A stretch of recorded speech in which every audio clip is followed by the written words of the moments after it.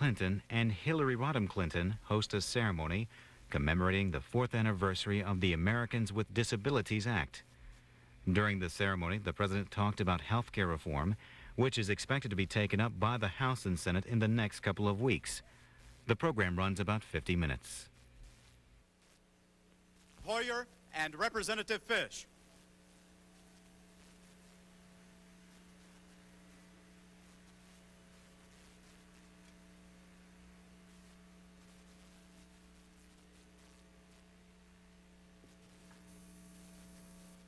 Ladies and gentlemen, the Attorney General, the Secretary of Health and Human Services, the Secretary of Transportation, the Secretary of Education, the Secretary of Veteran Affairs, the Director of the Office of National Drug Control Policy, Assistant Attorney General for Civil Rights, Deval Patrick, Assistant Secretary for the Office of Special Education and Rehabilitative Services, Judy Heumann, Marka Bristow, Chair of the National Council on Disability, Judy Chamberlain with the National Empowerment Center of Lawrence, Massachusetts, Brian Kluge, President of People First of Northern Virginia, Tony Coelho, Chair of the President's Committee on Employment of People with Disabilities, Justin Dart, former Chair of the President's Committee on Employment of People with Disabilities, I. King Jordan, President of Gallaudet University, Becky Ogolt, Co-Chair of the Real Healthcare for All campaign, Paul Schrader, Director of Governmental Affairs for the American Council of the Blind, and Pat Wright, Director of Government Affairs at the Disability Rights Education and Defense Fund.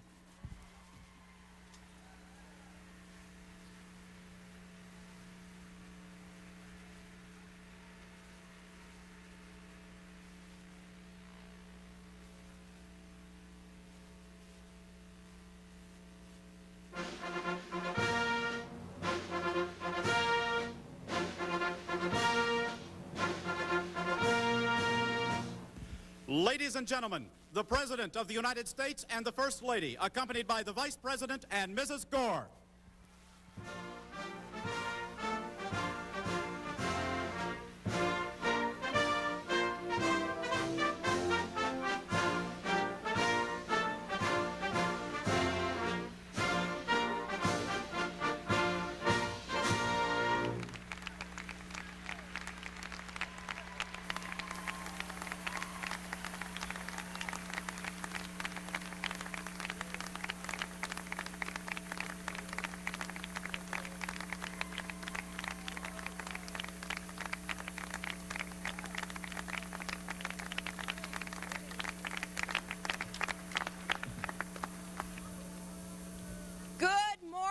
Everyone, and welcome to your White House. We are so glad to have you here this morning.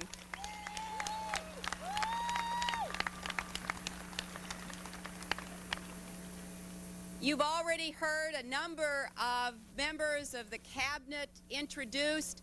I would, however, like to ask the members of the cabinet to stand so that we could appreciate all of their hard work in making sure that this act has been implemented and will continue to be implemented. Let's thank them.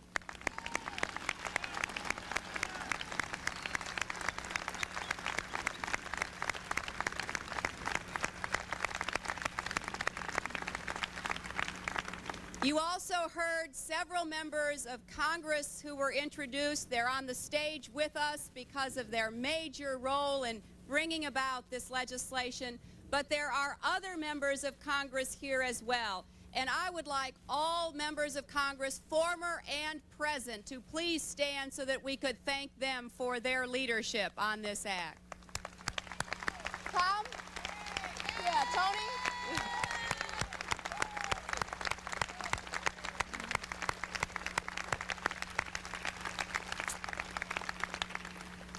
Here on the celebration of the full enactment of this very important piece of legislation, it is a chance for us to pay tribute to those whose courage, perseverance, and hope continually inspire us as we confront the old and new challenges our country faces every single day. 2 days ago, we had on this same lawn President Clinton standing with the King of Jordan and the Prime Minister of Israel to celebrate the end of the state of war between those two countries.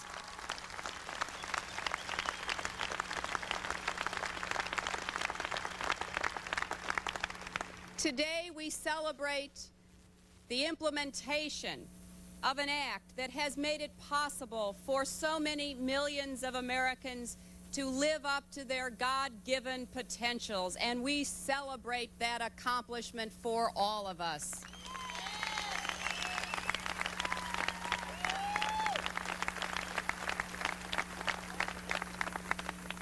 Sometimes it takes longer to do what is right than it should, and it certainly often takes more courage and bravery and risk-taking than many of us are ever called upon to exhibit.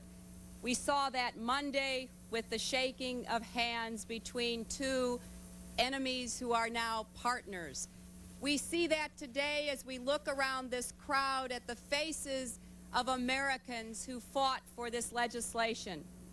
And yet we know that there is still much to be done. Every American deserves guaranteed health insurance for every single day of their lives.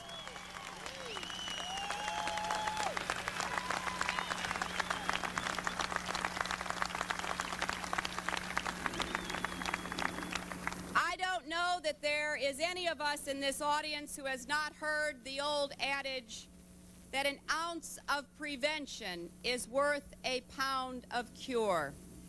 You in this audience and millions others around our country fought hard for your rights as employees, your rights as customers, to be able to take part in the full flowering of our society and your role in it. But we have agreed to accommodate the needs of Americans with disabilities in our businesses and in our stores. Why don't we now accommodate the needs of all Americans, including those with disabilities, to have real health care reform at this point in our country's history?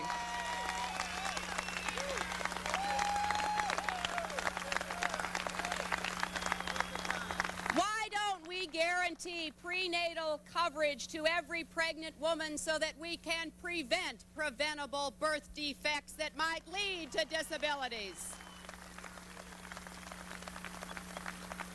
Why don't we guarantee immunizations and well child care to every child so that we can prevent any kinds of disabilities that are preventable? Why don't we guarantee, as a matter of right, primary and preventive health care so that every American can find out what their health status is, so that maybe we can prevent the diabetic from having the amputation, maybe we can prevent the cataract from leading to blindness, maybe we can prevent instead of treating. That is what health care reform will mean for all Americans, and particularly those with disabilities.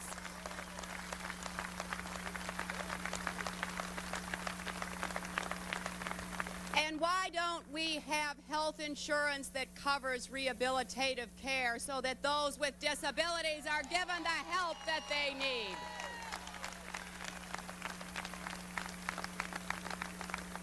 Congress made a brave decision 4 years ago when it required all businesses that employed more than 15 people to do what was necessary under the law to accommodate employees and customers.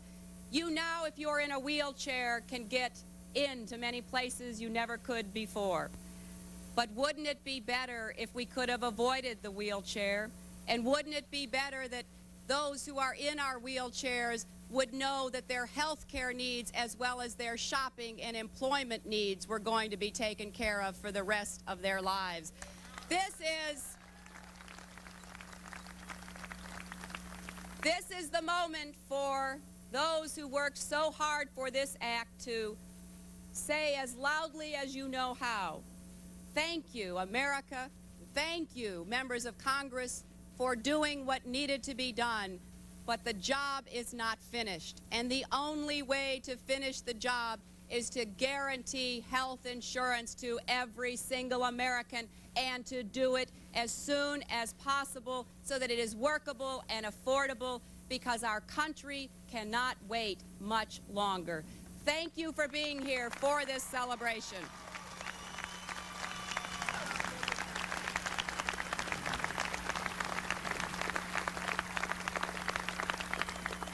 Let me now introduce someone who has been a strong advocate on behalf of health care, on behalf of Americans with disabilities, and particularly on behalf of Americans who face issues relating to mental health and substance abuse. Tipper Gore.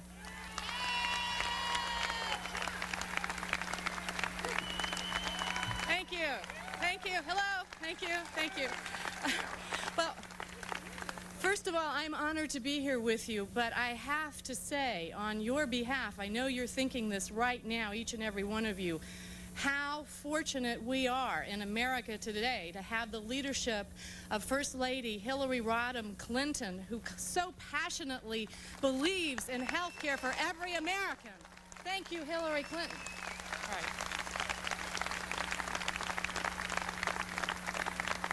And I know that all of us understand that this is a defining moment for America. And we want to acknowledge and thank the key individuals who helped to bring us here and who have meant so much to the Americans with Disabilities Act. And I want to take a moment to acknowledge them. Marka Bristow, the chair of the National Council on Disability. You're welcome. Judy Chamberlain, the National Empowerment Center.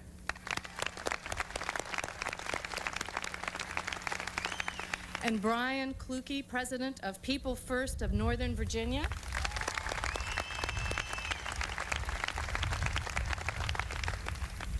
And Tony Coelho, former member of Congress and chair of the President's Committee on the Employment of People with Disabilities. Okay. Justin Dart, former chair of the President's Committee on the Employment of People with Disabilities.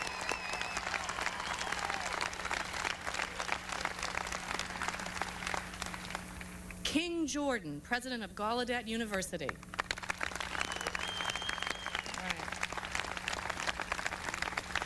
And Rebecca Ogle, director of Project Accessibility and co-chair of the Real Healthcare for All campaign.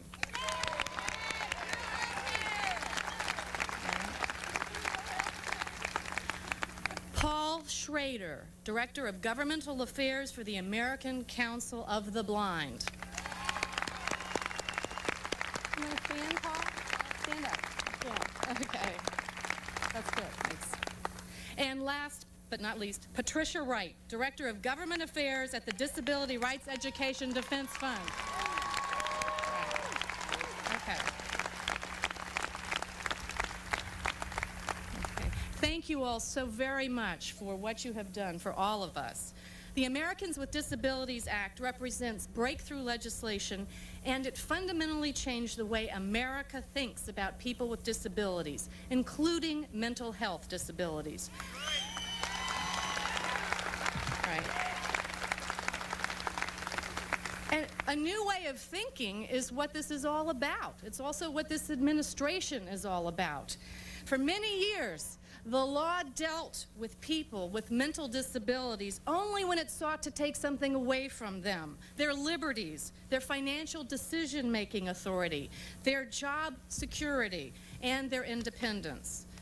Every day, every single day throughout this great land, the ADA helps people with mental disabilities realize the great American ideals, and these are very important because these are the underpinnings of what we're fighting for, the American ideals of equality and fairness.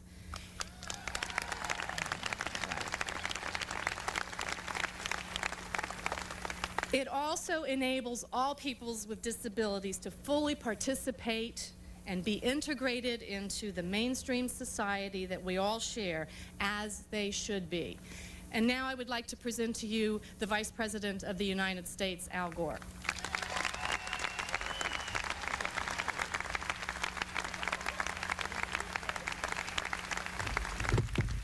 Thank you very much. Thank you, Tipper, and to the President and First Lady, to the members of Congress who are here. I know they've been acknowledged, but forgive me if once again I single out those who are here, starting with Senator Tom Harkin, who fought so hard to get this law passed. Fantastic.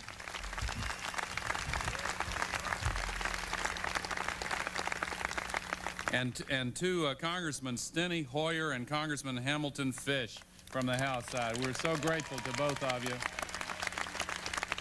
Thank you, Steny and Ham, and to former Congressman Tony Coelho, who first enlisted me years ago in this battle, and to all of the leaders that have been acknowledged, and to the cabinet members, again, Attorney General Reno and Secretary Riley and Secretary Shalala, Secretary Pena, Secretary Brown and Director Lee Brown, and to all of the distinguished guests who are present.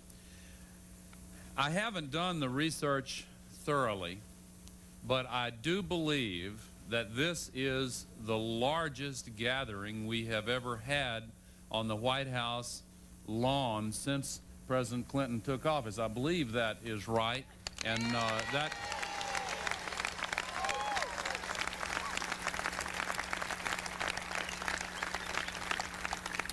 It is a great day, and it's almost as great as the day when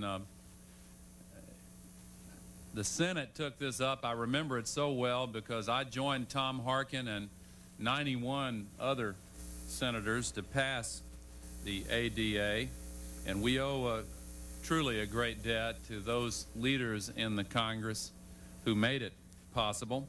And this celebration helps to make that debt clear, because on this day we are celebrating not just what will happen, but what has already happened. Some of what has happened is obvious. It is as tangible as a ramp into a building that used to have only stairs, a curb cut into the sidewalk, a picture menu on a restaurant wall, a bus equipped with a lift, or that telephone relay the President used to congratulate Dr. Glenn Anderson on his appointment to chair Gallaudet's Board of Trustees. But in many ways, the results of these last 4 years since the passage of the ADA are not obvious at all. How do we measure the full benefits and the full effects of programs at independent living centers to inform people of their rights?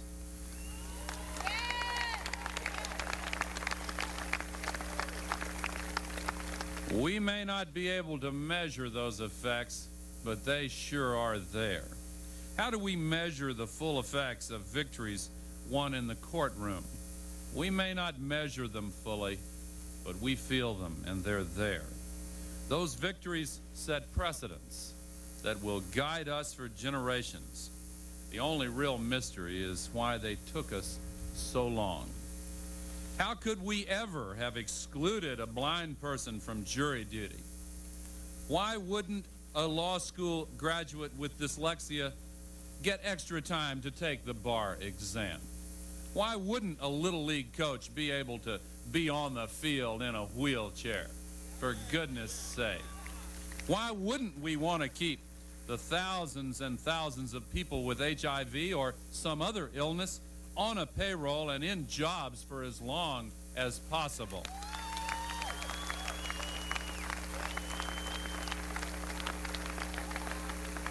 I'll make a little prediction here today.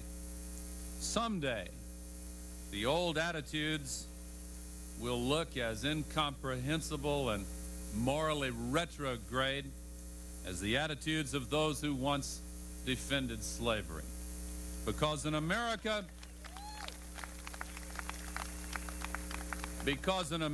unable to use the abilities of all its citizens, is an America that has benched some of its best players. It is an America that has disabled herself. We will not stand for it. There is a blindness on the part of many with eyes to see who look at a disabled person and see the disability and not the person. There is a deafness on the part of many with ears to hear who hear a disabled person and don't hear the person at all, but perceive the disability instead. This act is helping to heal our country of a disability that can be put into the past. This act has enriched the lives of millions of individuals and their families, and has also enriched America and the world. One of the issues I deal with here in the White House is called the information superhighway. And here in the White House, when we communicate with people on the internet and have a forum, the person who runs the White House forum is both deaf and blind. Nobody knew that or cared about that because Georgia Griffith is so good at what she does. But when those facts became known, there was even more appreciation for the heroism that she shows in her daily life. Yes, the beneficiaries of this law are the 49 million Americans with physical or mental disabilities, their families and friends. They're the parent pushing a stroller, the older American taking a little longer to cross the street, the non-English speaker relying on pictures instead of words. And there are people in every country who can point to this philosophy of inclusion and work here in the United States of America, and then work to see it incorporated in their country and in their culture, because the United States can lead the way. The ADA is an example of what we can do when we put people over politics. That's what the First Lady is getting at when it comes to health care. We've got to do the same thing there and put people over politics.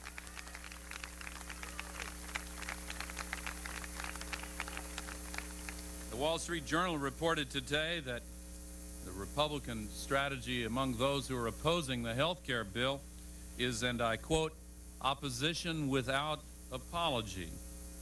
They want to make sure that lawmakers pushing for health reform, and again I quote, go to the voters empty-handed. Well, if that had been the attitude 4 years ago, we wouldn't be here today celebrating the ADA. We would not be celebrating the achievements of the last 4 years. We are able to do that because legislators on both sides of that partisan aisle came together to put people first and to make this law a reality. You want to talk about opposition? Those of you who fought in the trenches for the ADA know something about overcoming opposition.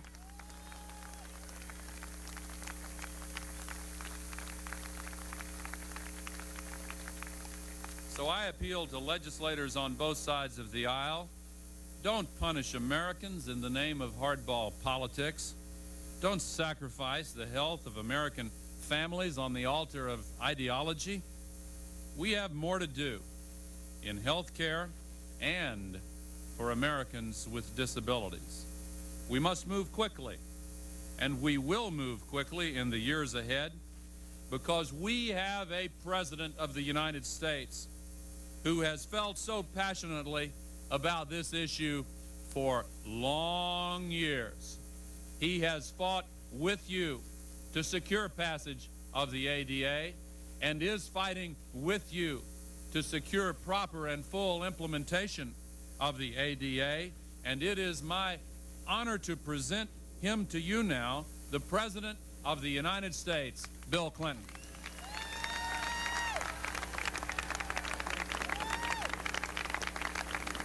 Thank you. Thank you.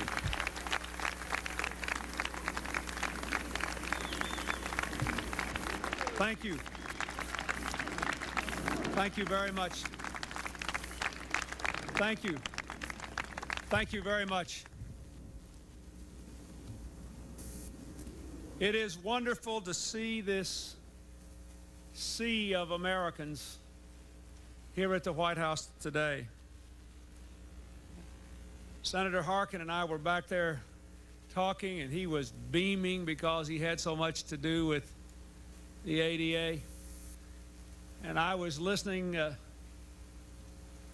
the First Lady and to Tipper and to the Vice President give their fine speeches, and they were all so good. I was wishing I could just sit there and not have to say anything. Enjoy the day and welcome you here. I thank especially the members of Congress who are here, Congressman Hoyer, Congressman Fish, Congressman Major Owens, and Congressman Goodling. Thank you for being here, sirs.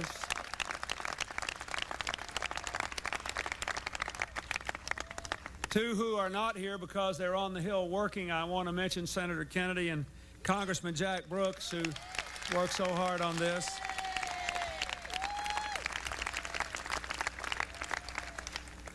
I thank former Congressman Tony Quello, who's done a magnificent job as chair of the President's Committee on Employment of People with Disabilities.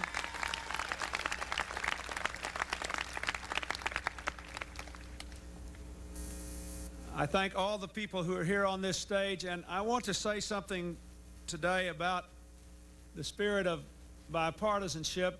I will say more later, but I would remind you that it would be wrong for the day to go by without pointing out that this bill was signed into law by my Republican predecessor, President Bush, and I thank him for doing that.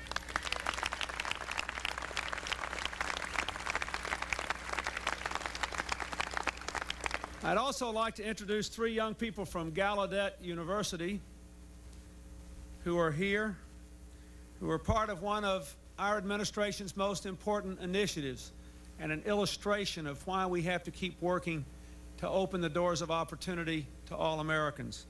They are Jennifer Nasukowicz, Amy Hopkins, and Madeline Fredrickson. I'd ask them to stand.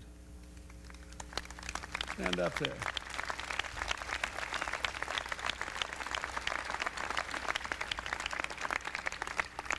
They are completing their training to be participants in the first class of our national service program, AmeriCorps.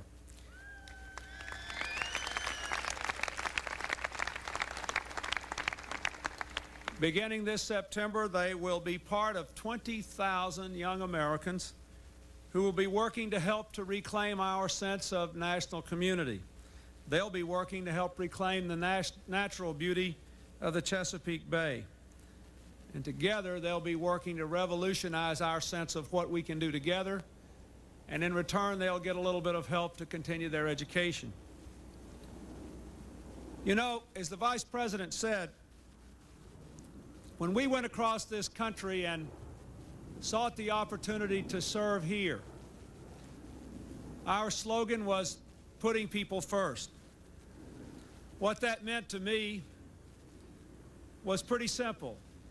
As we hurtle toward the next century, as we come to the end of the Cold War, we owe it to our people to do some basic things. First of all, to try to create a world of greater peace and prosperity. That's what we've been about here the last 2 days with the King of Jordan and the Prime Minister of Israel.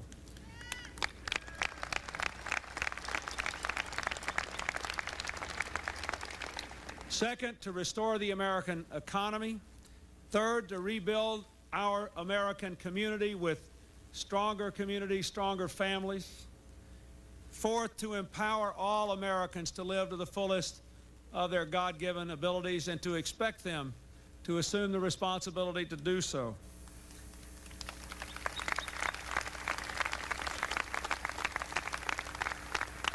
We are at a moment in history when our values, what we believe is morally right, and our interests, what is clearly good for us in a tangible, material way, are one. We do not have a person to waste. And that is why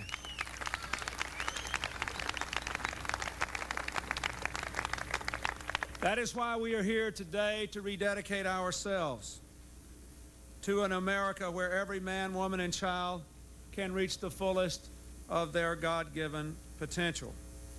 Like every civil rights law in our history, the Americans with Disabilities Act is just that. It's about potential. It is not a handout. It stands for what's best in our heritage, empowering Americans to build better lives for themselves. And that tradition I pledge as your president to see that this act is fully implemented and aggressively enforced in our schools, our workplaces, in government, and in public places for the benefit of all persons with disabilities, the blind and visually impaired, the deaf and hard of hearing, persons with mental retardation, persons with mental illness, persons who are mobility impaired, all people who have problems that can be overcome. That's what this act is about.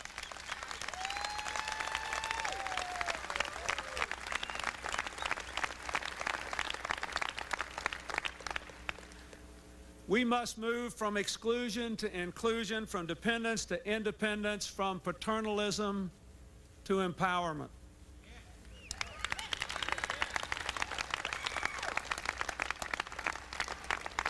Your future and the future of those whom you represent is at the heart of my vision for America.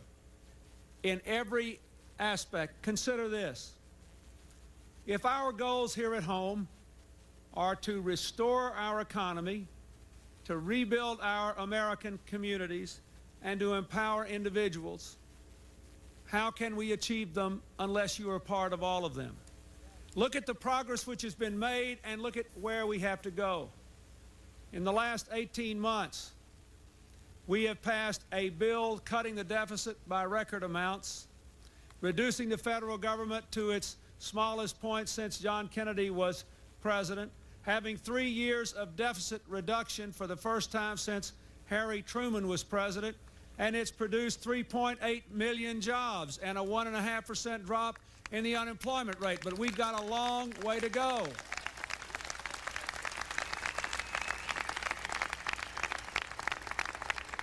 We've got a long way to go because millions of Americans with disabilities could be working and contributing if this society opened it to them.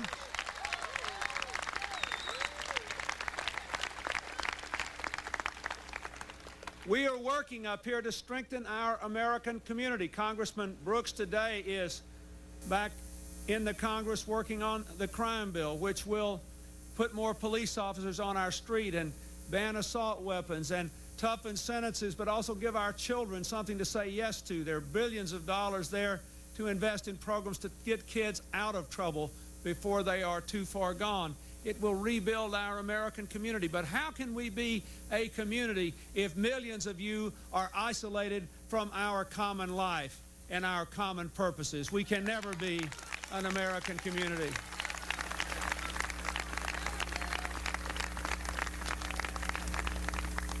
The Secretary of Education is working to implement the most important empowerment agenda of all.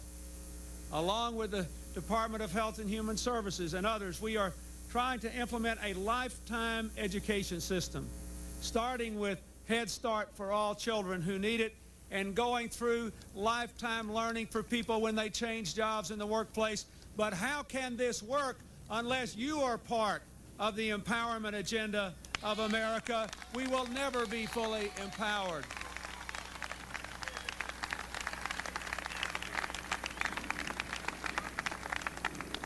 So I say to you, if our job is to put people first, to rebuild the economy, to strengthen our communities, to empower our people, we cannot do that job unless you walk every step or ride every step or get there however you can. We need you.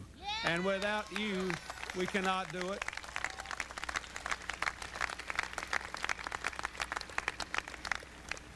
In this global economy, as the Secretary of Labor never tires of telling me, the only thing we have that nobody can take away from us is the mind and the heart and the spirit of our people.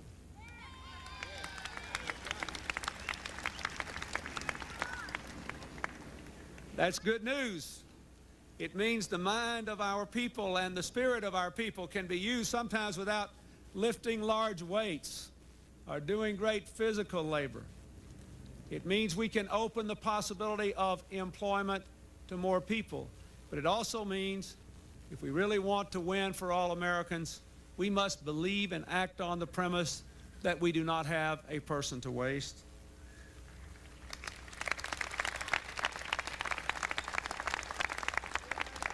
When I was first elected governor, seems like 100 years ago now, but back in the late 70s, before the Americans with Disabilities Act came along, of the 50 or so people that worked in my office, 3 were blind. I got to the point where I didn't notice because they were just great employees. It struck me as crazy for them not to be part of a workforce they could contribute to. Today, I have had the honor of appointing 44 outstanding people with disabilities to important jobs in our government.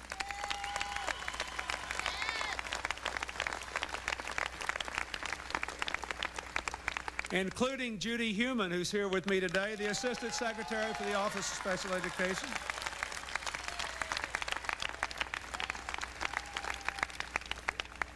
She had to fight for her first job as a teacher.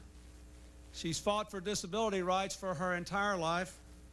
Now she's fighting for the future of every child in America. I say that to make this a point. We have not appointed a single solitary person because of their disability. They have all been appointed because of their ability to serve the American people.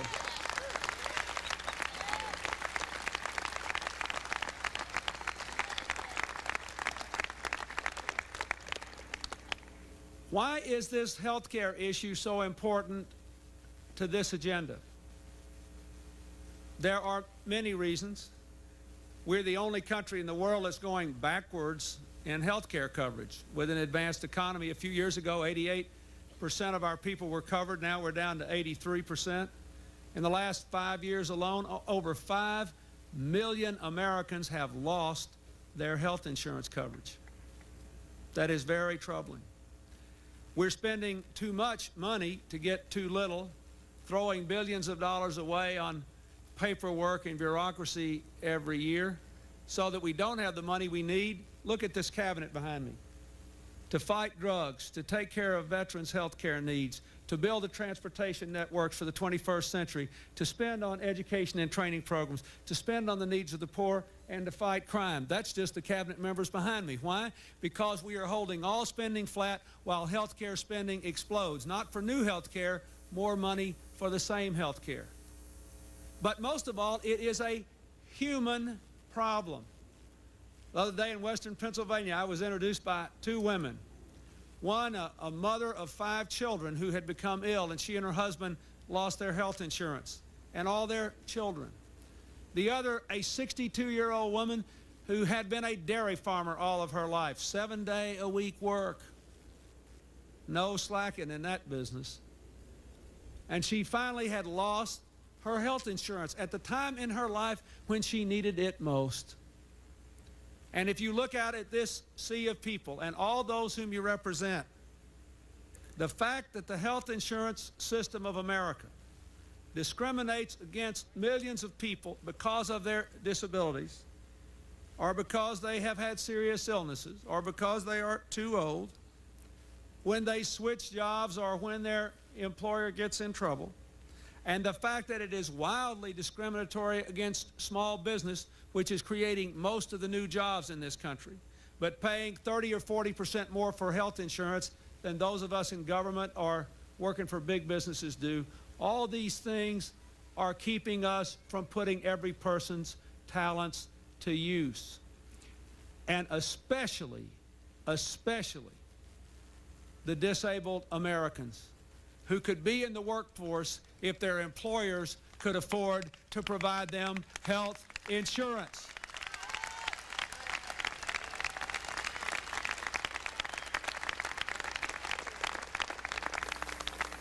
The people who fought for the Americans with Disabilities Act understood that. They originally had health care reform in the act, and it had to be dropped because they knew that this bill would be delayed for years if it had to deal with the difficult and complicated and politically explosive issue of health care reform. But I tell you, my fellow Americans, Now is the time to act and to go forward and to finish the work that was done in the beginning 6 years ago.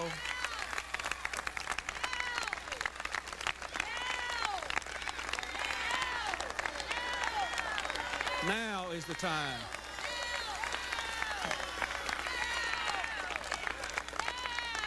There are those who say, well, we can just reform the insurance laws and say everybody's entitled to insurance and everybody's entitled to take it from job to job and subsidize the poor more.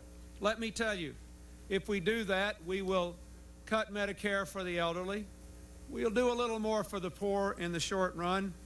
We'll do nothing to help people be part of the working middle class, because what will happen is insurance premiums will go up, coverage will go down, small businesses on the margin will stop covering, and people who wish to be part of the working middle class will have fewer, not more, opportunities over the long run to work and live to the fullest of their capacities. We do not want to create a system where the only way you can have health care is if you are poor and go on welfare, if you go to jail, if you go to work for a big employer or the government, or you are wealthy. We want a system that covers everybody so you can be what you want to be.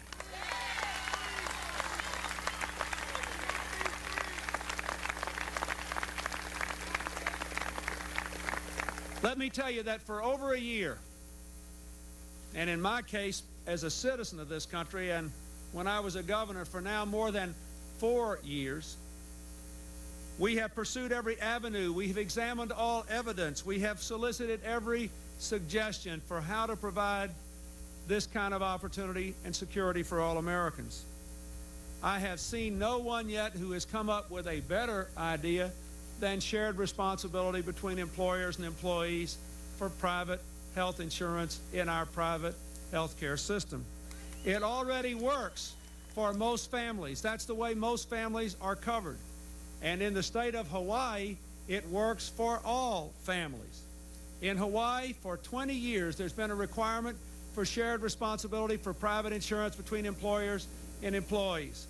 And whenever I bring this up, people say, well, yes, Mr. President, but in Hawaii, everybody goes there because they want a vacation.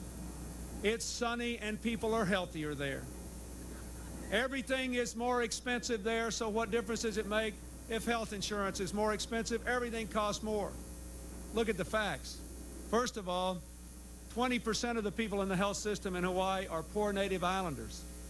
Secondly, health insurance is the only thing in Hawaii that is not more expensive than any place else in America. It's 30% cheaper for small businesses than the average cost of health insurance in America, because everybody pays and no one avoids their responsibility.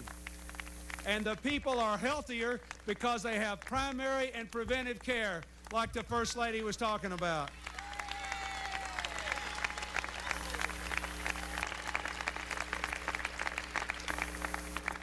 As has been pointed out, somewhat embarrassingly to them, there are many American companies now in the forefront of the fight against universal coverage who provide coverage to all their employees when they open businesses in other countries, and they do just fine. And they can do just fine here too. What is different about this moment in history? Well, I'll tell you what's different. For the first time ever, you have the American Medical Association. Thank you. Thank you.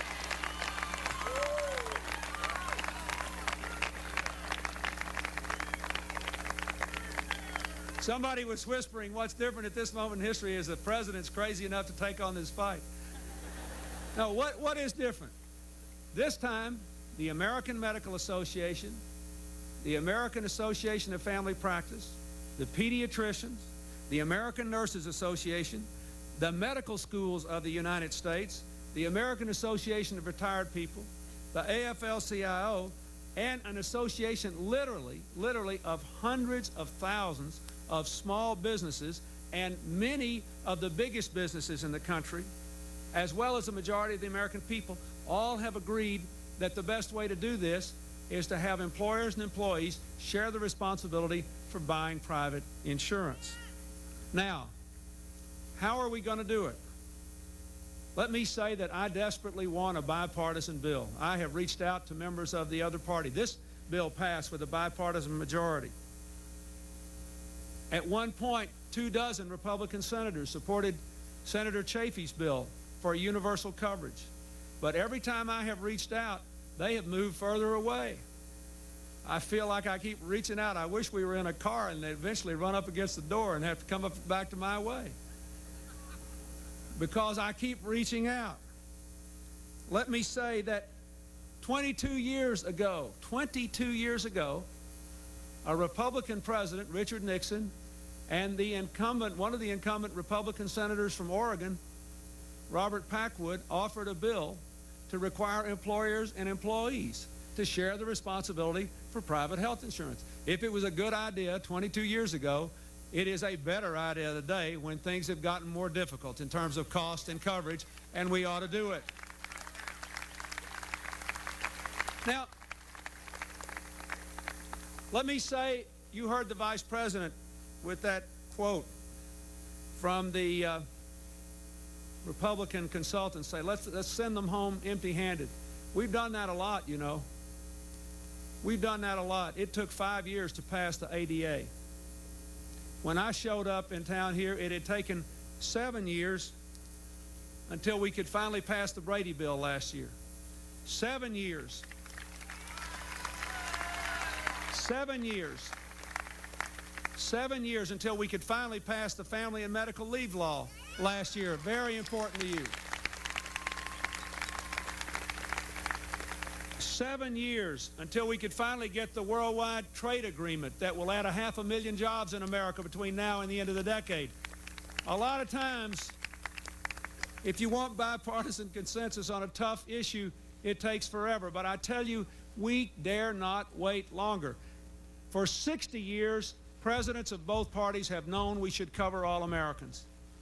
We now see health care costs going up, and the only government spending going up is in health care, while we are desperately trying to bring this deficit down and invest in our future. And we know that in only 5 years, 5 million Americans have lost their coverage. We are at an historic moment. For the first time ever, there are bills on the floor of both houses of the Congress that will give Americans health care.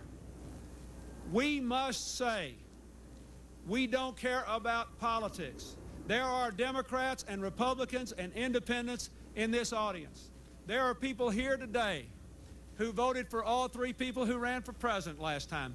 I do not give a rip what your politics are, but I do want you to have health care so you can contribute to America's future.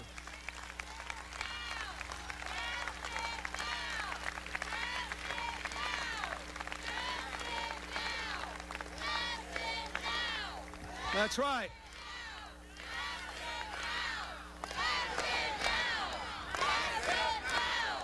Let me say this. Let me say this. I love these chants, but this is what often happens in our society. We're all here preaching to the saved. And I ask you to go to the Congress with a simple message, and to go back home to your communities with a simple message. Let us discard politics. Let us put people first. And let our focus be simply this: what will work? I have no pride of authorship. Nothing would please me more than if somebody else's name, 100 names, 400 names, 500 names in both houses of Congress would be on a health care bill, but we dare not do something which holds out false hopes. Let's do what works. Let's complete the work of the Americans with Disabilities Act. Let's say to the whole world, this is one country that knows we don't have a person to waste, and we're going into the next century with all of our people arm in arm. God bless you. Thank you very much.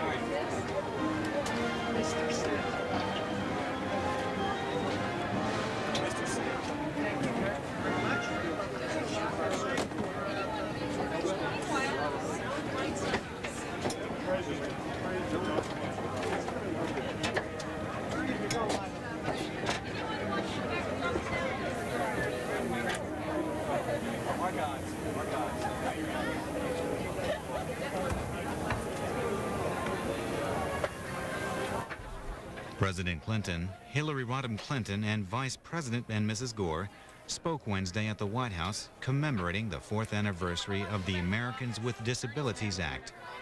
The president also talked about health care reform.